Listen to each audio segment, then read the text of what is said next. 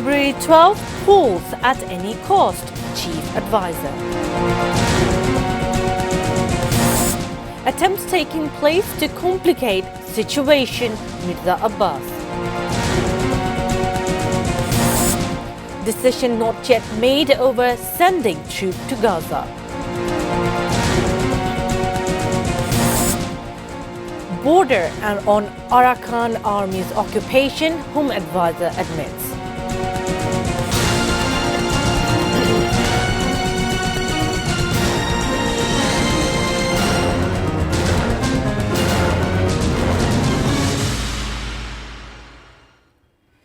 Those were the headlines. Good evening, viewers. I'm Nafisa Nawal with English Bulletin.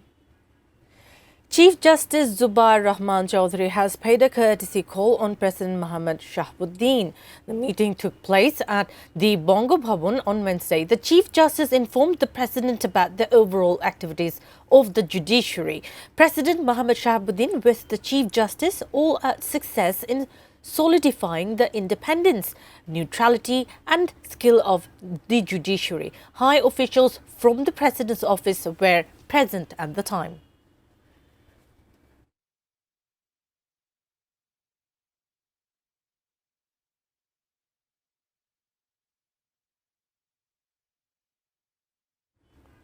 Whatever some people say, polls will be held on February 12 at any cost. Chief Advisor Dr. Muhammad Yunus conveyed the message to two former senior US diplomats, Albert Gombis and Morse Tan, after they met him at Jamuna on Wednesday. He told them the polls will take place peacefully amid festivity. A neutral administration and equal opportunities for all parties will be ensured. The chief advisor also alleged the supporters of former autocrats are spreading fake and wrong information about the polls to create confusion.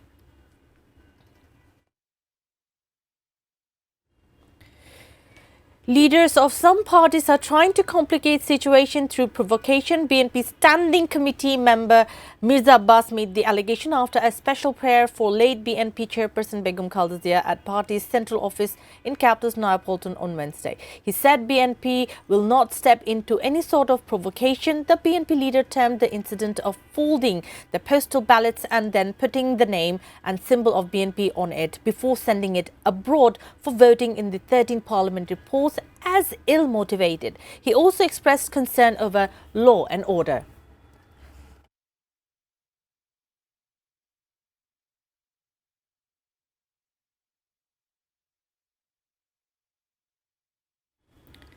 The interim government is yet to make any decision over sending of troops to Gaza. Foreign Affairs Advisor Thow Hussein made the disclosure at his office on Wednesday. He said discussion is taking place over joining the proposed international force in Gaza. Even if Bangladesh joins, the troops will not fight for anyone.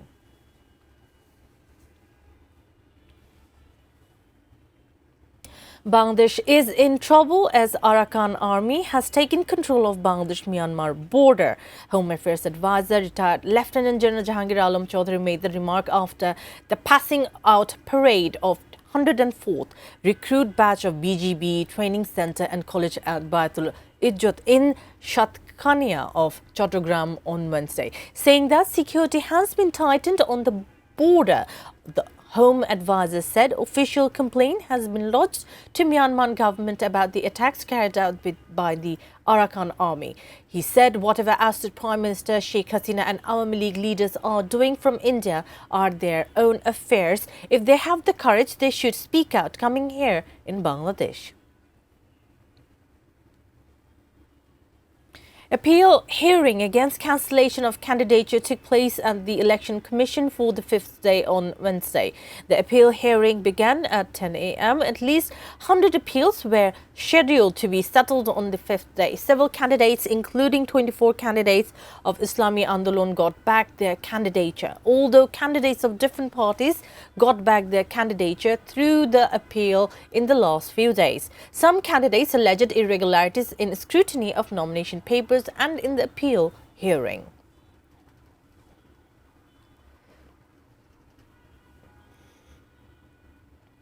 Now a short break. We will be back soon with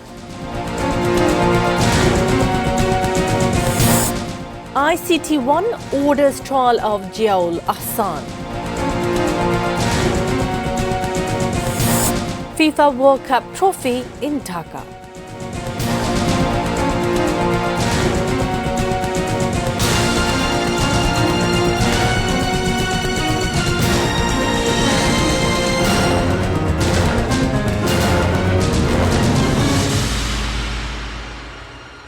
Welcome back. You're watching ATN News English Bulletin.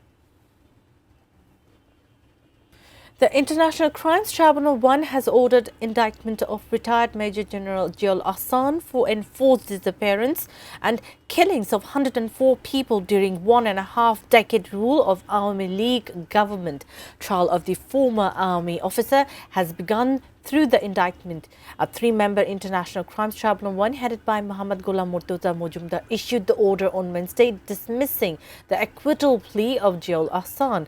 The Tribunal 1 also fixed February-8 for inaugural statement and deposition of the case. Defense counsel and sister of Jiol Ahsan, Nazneen Nahar, claimed Jiol Ahsan had not been involved in extrajudicial killings. The prosecution has brought 3 charges against Jiol Ahsan.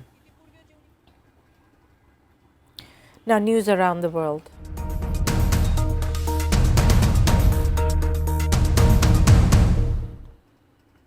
Iran and US diplomatic ties has been severed.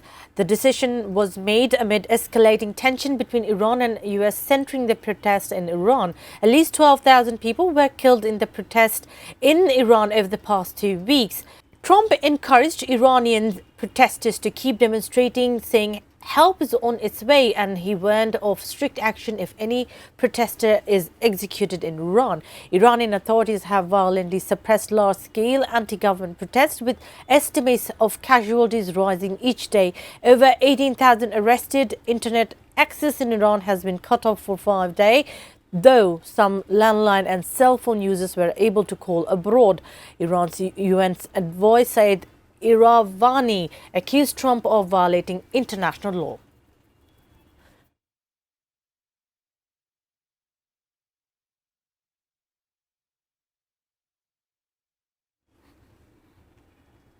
U.S. senators proposed legislation that would bar U.S. President Trump's administration from annexing or otherwise controlling the NATO territories.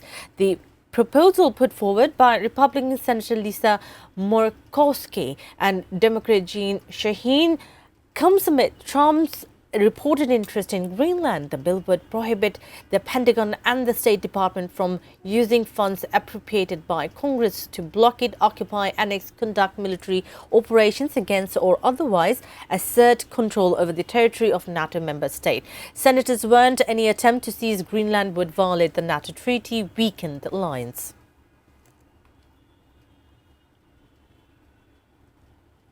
The death toll from a crane collapse that derailed a passenger train in northern Thailand has risen to 30, authorities confirmed on Wednesday. 67 others were left injured. The accident happened at around 9 a.m. local time at a construction site that is part of a $5.4 billion project backed by Beijing to build high-speed rail network in Thailand.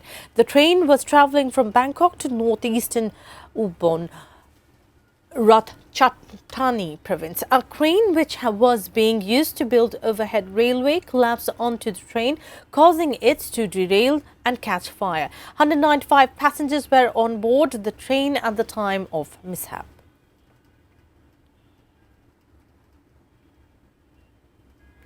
Viewers, we will take a short break. Stay with us.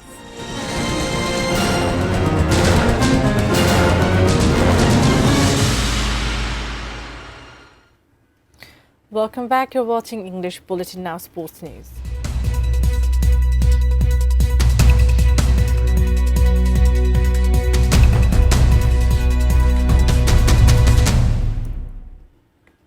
FIFA World Cup trophy is in Dhaka now as part of its global tour. The gold engraved trophy landed at Hazrat Shahjalal Airport at 10 a.m. It was received by Bangladesh Football Federation President Thabit Awal. The visit is part of the FIFA World Cup trophy tour by Coca-Cola, a global program that will take the trophy to 75 stops across 30 countries. Former Brazil midfielder Gilberto Silva, a member of the 2002 World Cup winning squad, travelled with the trophy for his Bangladesh stopover. However, under the Thai security, the iconic trophy weighing 6 kg 175 grams was escorted from the airport to the Radisson Blu Hotel for exhibition. Limited number of spectators were allowed to watch the trophy there.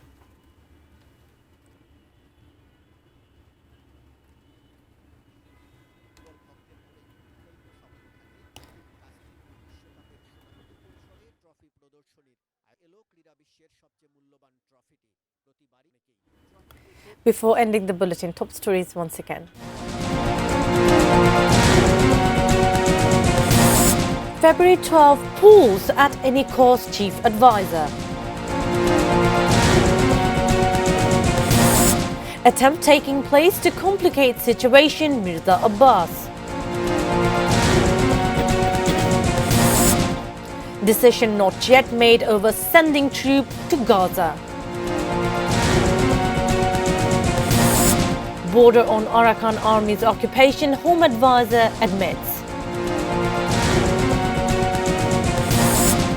ICT1 orders trial of Jail Ahsan.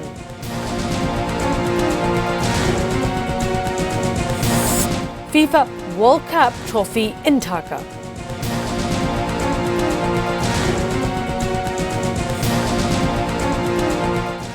That's all from the newsroom for the moment. Thank you for being with us.